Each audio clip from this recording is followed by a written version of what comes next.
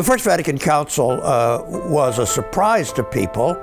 It met in Rome from 8th of December 1869 to July 1870, just 7 months, because there had not been a council in 300 years since the Council of Trent.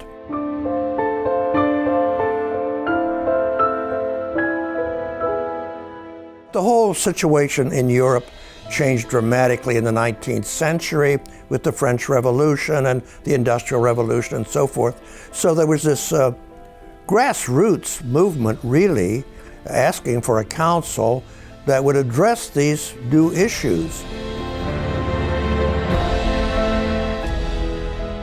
Very early, papal infallibility came to be the dominant issue, and that was because the actually lay people were writing important and very influential books about the need for a strong central authority in the church to really be a model for strong central monarchy, really, in the civil order.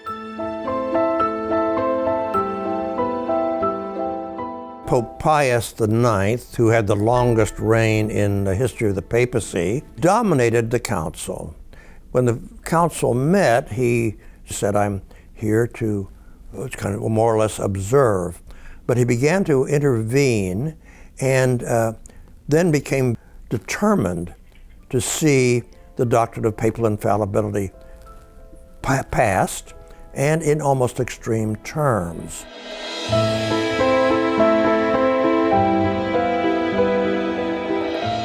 During the council, and before the council actually, this issue of have there not been cases when popes have erred, when they've made mistakes and promulgated heresy, really. And the classic case was Pope Honorius.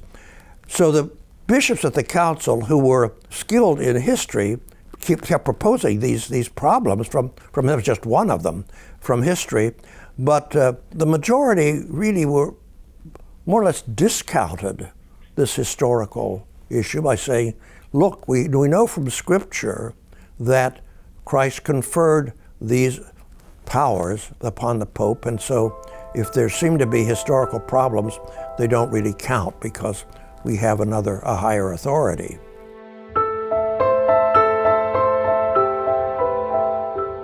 The minority kept saying that as the document stands, it looks like it makes the Pope absolute in every area of life. So in the course of the debate, some of the wording of the document was changed. For instance, was not that the Pope was infallible, but that he exercised the infallible teaching authority. So his authority was infallible. And at the last minute, they added the phrase, when he speaks ex cathedra, that is to say, when he speaks officially and deliberately on a particular issue, and it has to be an issue of faith and morals, not a political issue.